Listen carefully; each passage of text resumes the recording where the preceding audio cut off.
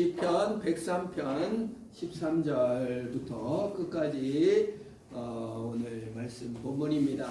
먼저 13절 다 써놨어요. 우리 한번 읽어볼까요? 앞에를 보시면 됩니다. 같이 읽습니다. 시작. 아버지가 자식을 긍휼히 여긴같이 여호와께서는 자기를 경외하는 자를 긍휼히 여기시나니.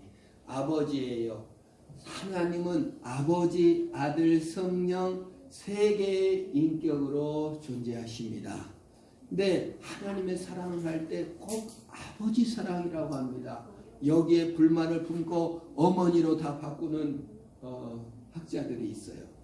어머니가 자식을 긍휼히 여긴같이 이렇게 바꿔놓은 사람도 있는데 어머니, 전 세계적으로 엄마라는 단어를 가장 좋아하고 아버지라는 단어를 좀 경홀히 여기는, 또 아버지의 역할이 많이 무너진 시대지만 하나님은 아버지라고 있습니다. 우리 아버지는 우리를 사랑하시고 지극히 사랑하시고, 그걸 성경 전체 주제를 아버지가 아들을 사랑한 같이 내가 너희를 사랑한다. 허다허다 한 데서 와서 아들이 와서 죽어준 것입니다.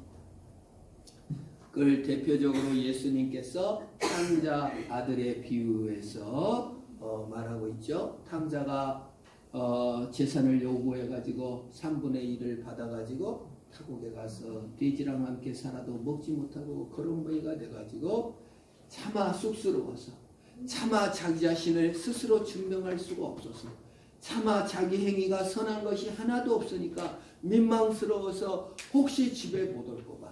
여러분, 자기 자신을 신뢰하게 되면 아버지 앞에도 나오지 못하고 하나님께도 나오지 못합니다.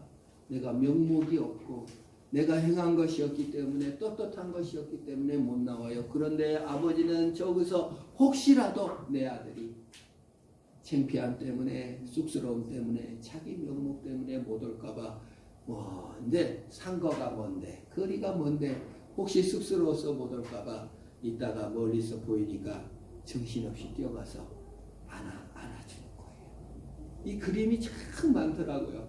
아버지와 아들 간의 사랑, 하나님의 사랑. 멀리서 뛰어오는 거. 자식은 아버지 얼굴 보지도 못하고 우는 거예요. 내가 이거밖에 안 됩니다. 내 신세가 이거밖에 안 됩니다. 여러분, 하나님한테 자랑하러 나온 거 아닙니다. 하나님한테 떳떳함을 보이려 나온 거 아닙니다. 내 행위 자랑하러 나온 게 아닙니다.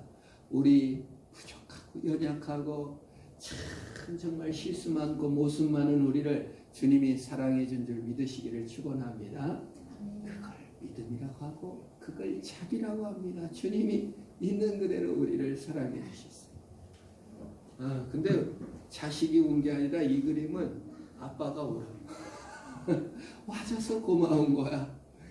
와준 게 무슨 공로가 되겠습니까마는, 아빠 입장에서는 그 큰 아버지 마음을 이해하고 와준 것을 귀히 여겨주는 것이 하나님의 자비인 것입니다. 복음은 하나님의 자비를 나타내는 것입니다.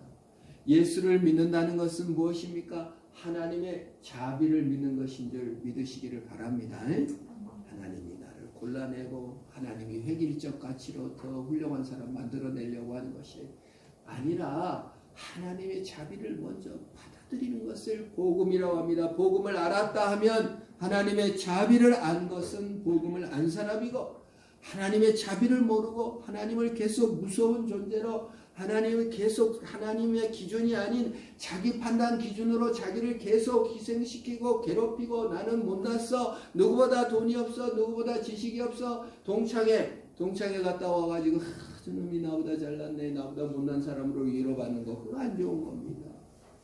우리가 TV에서 막 못 사는 나라 사람 보고 쟤는 쟤보다 낫지, 그거 큰일 납니다.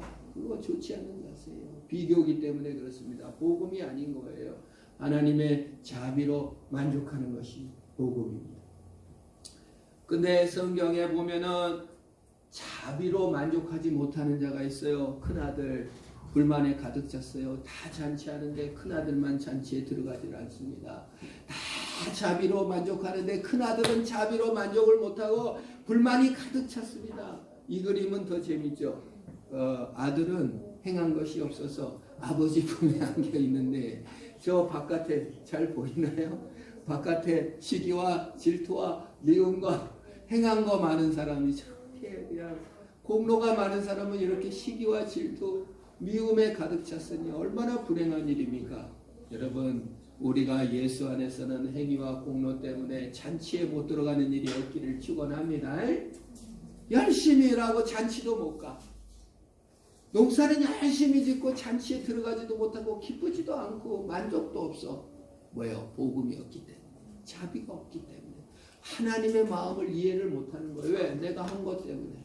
차라리 그게 없었더라면 아버지 품에 안식하는 아버지의 뜻은 알 텐데 차라리 어렸을 때부터 착실히 교회를 안 다니고 중간에 믿었더라면 내가 부족하고 연약하고 하나님이 나를 사랑했음을 이해할 텐데 어렸을 때부터 열심히 자라서 목사님의 아들이 아니었더라면 또 장로님의 아들이 아니었더라면 또 행한 것이 없었더라면 그렇게 열심히 안 했더라면 누렸을 행복을 못 누리고 뭐 좀 했다는 것이 이렇게 소외되고 외부에서 판단자로 서게 되는 건 참 불행한 것이에요. 하나님은 자비예요. 그 하나님의 자비를 맛보았으면 감사하고 못 보았으면 정말 여기서는 딱 갈라졌어요. 이 사람은 천국이고 이 사람은 지옥이야. 근데 지옥에 있는 큰아들이 더 착한 일을 많이 했다고요. 더 교회에도 열심히 섬겼다고요. 효도도 더 많이 했어요. 그런데 지옥이야. 비교할 밖에 없어요. 자기 행한 것으로 스스로를 평가하니까요. 얼마나 공허하고 얼마나 바쁩니까 마음이. 그러나 둘째는 잘한 게 없으니까 그냥 아빠 품에 앉아서 아이고 잘한 게 없어요. 이게 하나님의 자비. 14절을 같이 읽습니다. 시작. 이는 그가 우리의 체질을 아시며 우리가 단지 먼지뿐임을 기억하시니로다. 여러분, 우리 자신의 행한 것으로나 우리 자신의 생긴 것으로 우리 자신의 키나 우리 자신이 획득한 것으로 자신을 증명할 길이 없다고요. 왜요? 먼지기 때문에 그런 거예요. 흙이기 때문에 그런 것입니다. 우리는 우리 자신을 증명하며 그냥 돈을 많이 벌면 멋진 자리에 올라가면 대통령이 되면 남들이 인정해 주는 것으로 그것으로 내가 훌륭한 존재, 안정한 존재, 보호가 받을 거라고 생각하지만 아니라고요. 진흙일 뿐이기 때문에 그렇습니다. 비교해서 이득을 얻는, 교만해서 느끼는 어떤 우월감 외에는 아무것도 없는 거예요. 그것은 반드시 더 잘난 사람 때문에 무참하게 무너지는 것입니다. 우리 박정희 대통령이 다 죽이고 임금이 됐잖아요. 대통령이 됐는데 박정희가 제일 미워하는 게 미국 대통령에 비해서는 아무것도 아닌 것이 너무 원통해가지고 미국말 잘 안 들었거든요. 여러분 지미 카터가 박정희를 만나러 와서 호텔을 제공했습니다. 박정희가 호텔에서 안 자고 미군 부대에서 잤어요. 이번에 트럼프 왔을 때 호텔 하나를 우리 한국에서 트럼프에게 내줬어요. 트럼프가 미국 군인 막사에서 잤습니까? 호텔에서 잤습니까? 호텔에서 잤습니다. 근데 박정희가 호텔을 내줬는데도 안 자고 너 같은 애는 만나지도 않고 그냥 미군 막사에서 자고 갔어요. 그겁니다, 여러분. 얼마나 대한민국의 1등 권위자가 됐는데 미국이 껌 취급도 안 해주는 거예요. 그리고 말을 안 들으니까 결국 이게 미국 CIA에서 작업해서 박정희를 죽였다는 설이 아직까지도 남아있잖아요. 인간은 비교해서 우월감을 느낄 뿐이지 그 스스로 훌륭한 존재가 될 수가 없다고요. 성경이 그걸 말해요. 인간의 체질은 흙이다. 최초로 흙을 만들었어요. 하나님의 형상을 빚어줬기 때문에 하나님으로 힘을 삼고 하나님이 정체성을 부여한 것에 만족하지 않으면 인간의 행한 것은 비교적 우위일 뿐이지 결코 행복이 없다. 그 말입니다. 그걸 모르면 행복은 없어요. 흙에서 식물이 납니다. 모든 존재가 흙에서 납니다. 우리 인간도 흙에서 나왔습니다. 그래서 흙에서 나온 흙에서 나온 씨를 먹어야 건강합니다. 그게 인간이에요. 흙이에요. 그리고 흙으로 돌아갈 거예요. 그것이 흙된 인생입니다. 그러나 우리는 체질은 먼지고 득거리지만 어디를 바라봐요?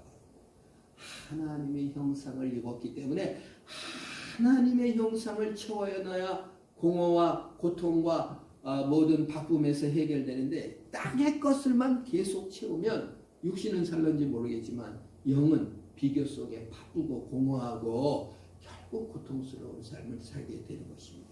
이게 모든 인류의 운명이에요. 어느 인간이고 공허함을 노래하지 않는 인간은 하나도 없어요.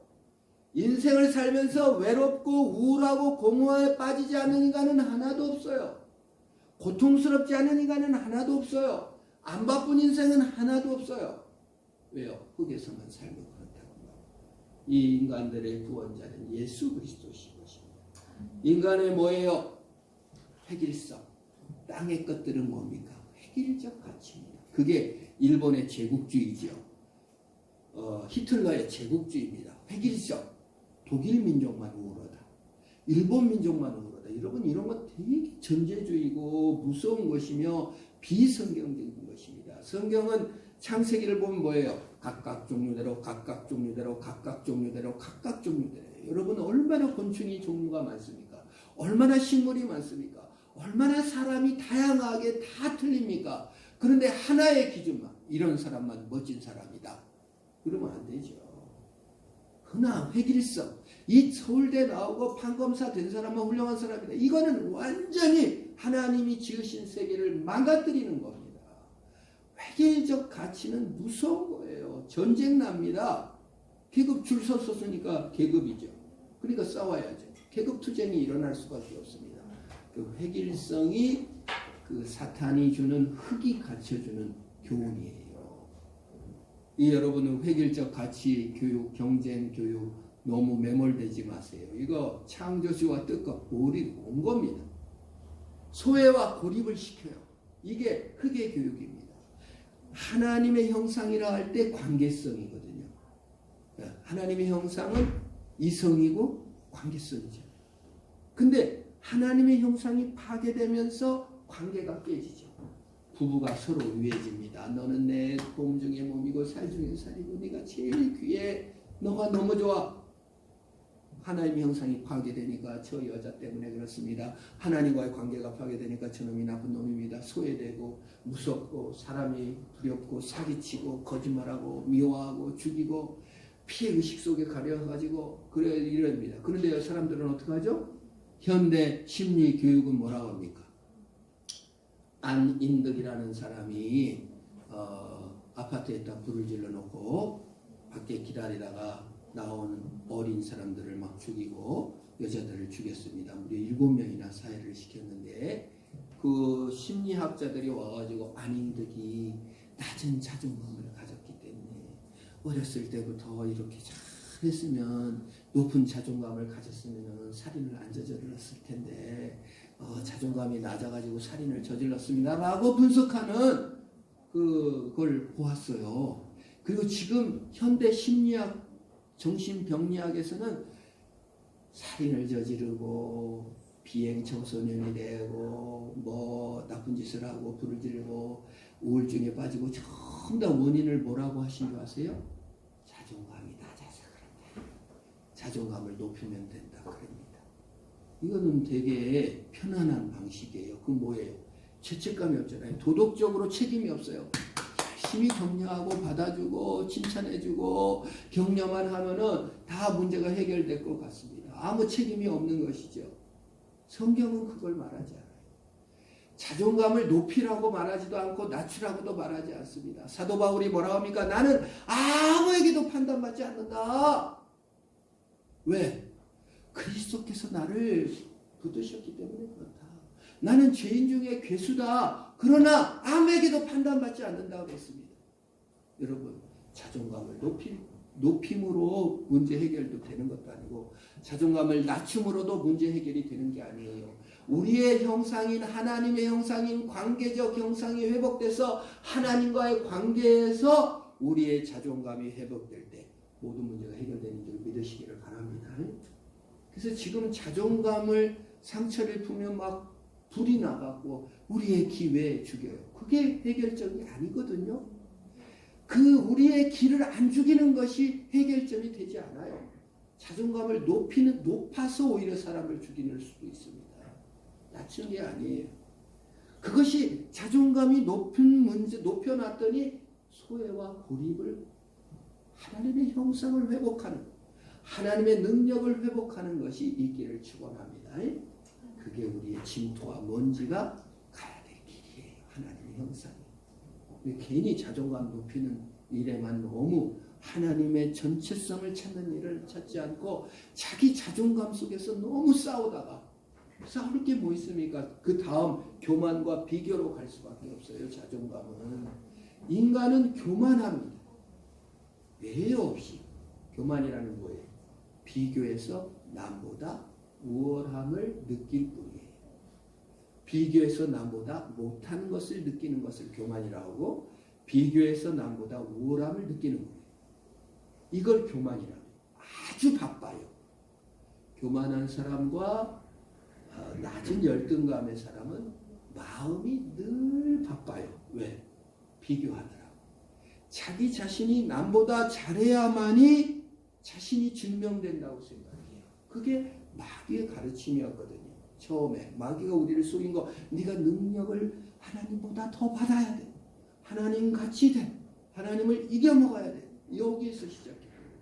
그래서 늘 바쁩니다. 마음속이 늘 비교해요. 그래서 동창회 같은 곳 나오면 속상하지. 어디를 가도 속상하고 어디를 가도 위로를 받을, 낮은 자를 보면 위로합니다. 남보다 우월감을 갖는 거죠. 이게 교만입니다. 성경은 우리에게 뭐라고 말합니까? 너는 원래 먼지야. 그런데 그리스도께서 너를 구속하셨어. 너를 빚어줄 거야. 네 진흙을 내 손으로 빚어줄 거야. 내 피로 적셔줄 거야. 그게 하나님의 사랑입니다. 그래 다양함을 인정하는 것이죠. 돈이 좀 없을 수 있고 그럼 돈 없어도 돈 많은 사람 박수 쳐줄 수 있는 거예요. 왜? 획일적으로 주님이 두시지 않았기 때문이죠. 그림을 좀 못 그리면 그림 잘 그린 사람 박수 쳐줄 수 있는 것입니다. 왜요? 하나님이 다양하게 두셨기 때문에. 그 소외와 고립이 사라집니다. 왜? 하나님과의 관계가 회복됐기 때문에 그런 것이죠. 그걸 자유라고 합니다. 그래서 예수님께서 뭐라고 했어요? 진리를 알면 진리가 너희를 자유. 획일적 가치, 경쟁적 가치에서 우리를 자유롭게 해줘. 비교적인 모든 사랑의 부족함에서 우리를 자유를 줘요. 모든 고립에서 우리를 자유를 줘요. 이게 성경적 진리의 즐거움입니다. 15절 같이 읽습니다. 시작. 인생은 그날이 풀과 같으며 그 여마가 들의 꽃과 같도다. 험하다 그 말이에요. 인생은 좌절할 날이 반드시 옵니다. 늙을 날이 반드시 옵니다. 왜요? 내 자신이 스스로를 증명하려 했기 때문에 남과 우월함만 자랑하는 거예요. 우리 제가 남고 나왔는데 남학생들이 얼마나 자기 자랑해. 연애를 했어도 연애는 30% 자랑이 70%야. 군대 가서도 군대 30% 자랑이 70%. 무슨 연애를 했어도 남 안 한 체험을 한 걸 자랑하느라고 바쁘지 여자 그 자체를 사랑했는지 의심스러워요. 저는 지금도. 수많은 자랑들 속에서 그 허무함 속에 있는 것입니다. 이런 날이 온다고요. 그 자랑이. 이런 우울한 날들이 반드시 오게 돼 있습니다. 먹과 같다? 꽃과 같다. 그 말입니다. 언제나 지고 말아요. 여기 꽃 치웠네요. 다 말랐어요. 추수감사절 지진 않잖아요. 다 말라 비틀어져. 왜요? 꽃은 흙에서 나왔기 때문에. 하늘 영광이 없습니다. 16절 같이 읽습니다. 시작. 그것은 바람이 지나가면 없어지나니 그 있던 자리도 다시 알지 못하거나. 뭐 자랑할 게 있습니까? 흙은 사라지나 하나님의 형상은 남아 있습니다. 흙은 사라지나 문화는 남아 있습니다. 예수 그리스도가 창세기의 벌거부터 시작해서 결국 로마 시대의 문화를 이끌고 오셨듯이 흙은 사라지고 맙니다. 하나님의 형상만 남는 것이죠. 아람처럼 다 사라지지만 하나님의 형상은 남는 것입니다. 왜 다 인간의 것은 자신이 사라지나 인간이 자신이 가진 것으로 행한 것으로 증명하고 비교하며 하는 것 다 사라진다. 우리가 자랑하는 그 모든 외모를 얼마나 우리는 좋아합니까? 그래서 미국도 다이어트 때문에 얼마나 먹고 거식증이 미국은 큰 문제, 거식증이 어마어마합니다. 다이어트 때문에 그 다이어트가 우상이 돼갖고 그 이쁜 몸매만 이쁜 거예요. 그래서 그냥 그것 때문에 너무 많이 그 다이어트 약품 때문에 후유증을 걷는 사람도 너무 많고 그걸로 우상이 됐기 때문에 그런 것입니다. 너무 스트레스 받으면 안 돼. 몸매가 나를 행복하게 해주는 게 아니에요. 17절 같이 있습니다. 시작. 여호와의 인자하심은 자기를 경외하는 자에게 영원부터 영원까지 이르며 그의 의는 자손의 자손에까지 이르니. 여러분 세상 증명하려는 모든 것에서 자유하시고 여호와를 경외하는 은혜가 있기를 축원합니다. 그게 우리의 믿음이고 얼마나 복되고 아름다운 겁니까? 자신의 것으로 증명하지 않는 자유, 자존감, 내 자존감으로 뭐 좌우되지 않는 나는 죄인 중에 개수라 인식하여도 판단하지 않아요. 나를 이웃도 나를 판단할 수 없다고 했어요. 고린도전서. 왜요? 하나님 자체로 즐거워하기 때문에. 우리의 가장 큰 매력이 뭐예요? 옆에 사람이 공부를 못하면 친구 걔랑 놀지 마. 그게 아니라 그 사람 자체를 즐거워해지는 신앙이 되시기를 축원합니다. 친구를 가려 사귀라 하지 말고 그 사람을 있는 그대로 즐거워해 주는 거예요. 그 사람 자체로 즐거워해 주는 거예요. 하나님 그 자체로 즐거워하는 거예요. 하나님 때문에 뭐가 나왔다, 돈 벌었다, 이게 아니에요. 그 사람 때문에 이득이 와서 수단으로 이용하려 하지 말고 그 사람 자체를 즐거워하는 거예요. 하나님 그 자체를 즐거워하는 것입니다. 수영대회를 나갔다, 육상대회를 나갔다, 포스터대회를 나갔다. 그러면 나는 못 써서 제가 이겼어. 그러면 그 사람이 쓴 포스터를 보고 너 너무 잘 썼구나 라고 박수 쳐줄 수 있는 거예요. 그게 하나님 신앙이에요. 하나님 자체를 즐거워하는 거예요. 그게 하나님이 우리에게 주신 복이라고요. 그게 신앙이에요.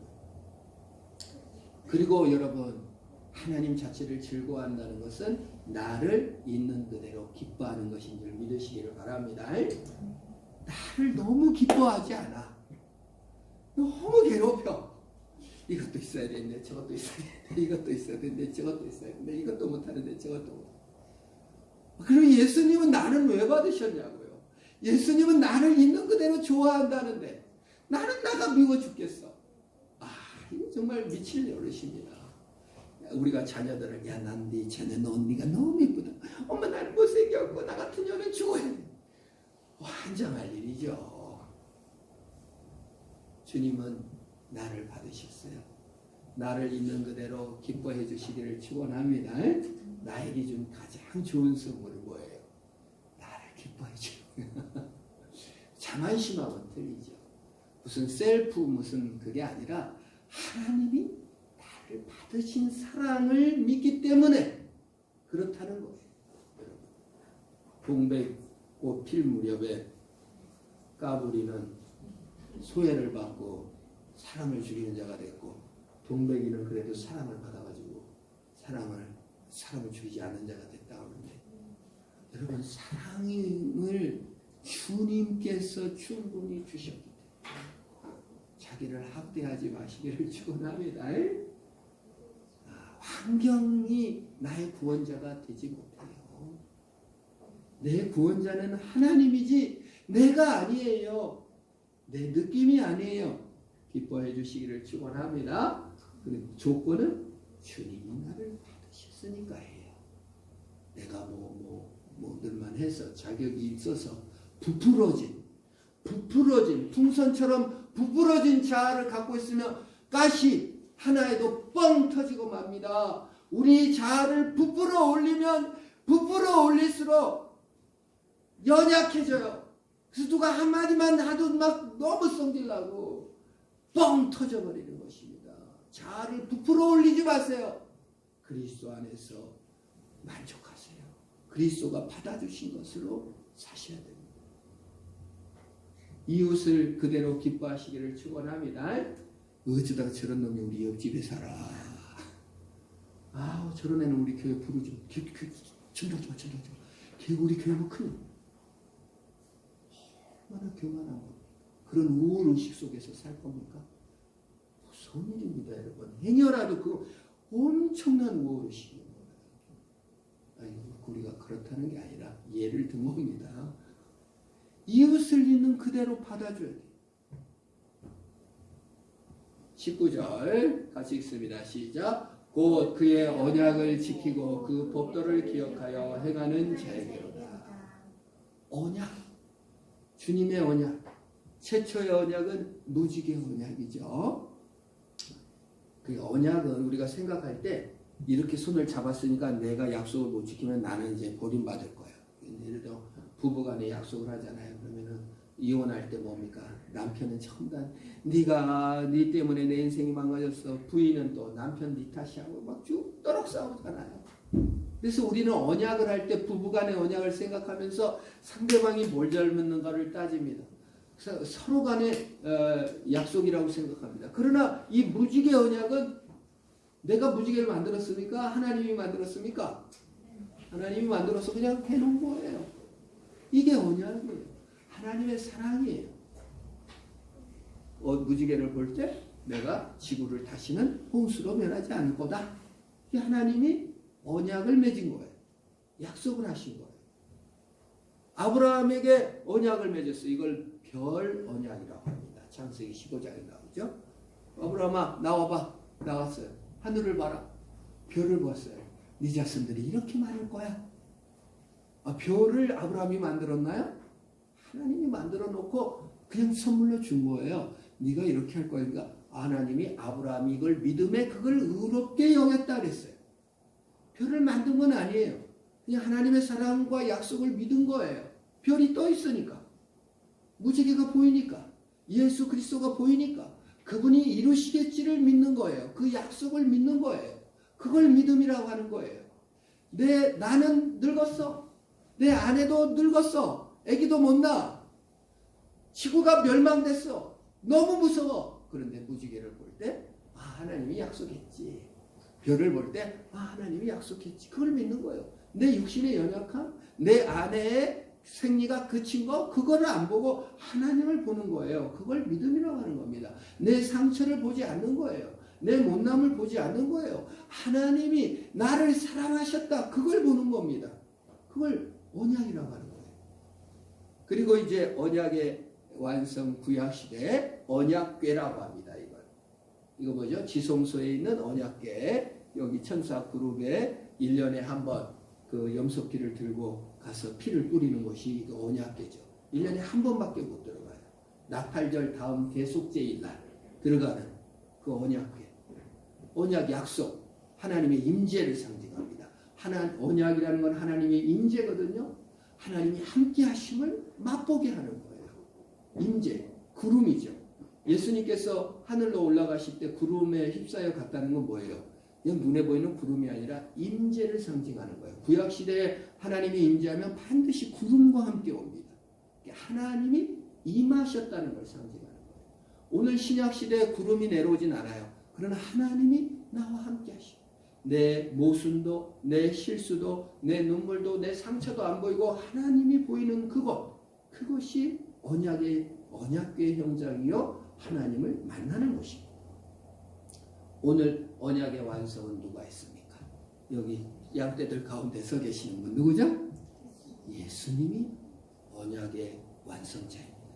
별을 보여주셨고 무지개를 보여주셨고 언약궤 속에 구름으로 내려오신 그 하나님은 이제 안 되겠으니까 직접 오셔서 우리의 구주와 주가 되시고 언약을 성취하시고 20절 그래서 마지막으로 달려가고 있습니다. 시작. 능력 있어 여호와의 말씀을 행하며 그의 말씀의 소리를 듣는 여호와의 천사들이여 여호와를 송축하라.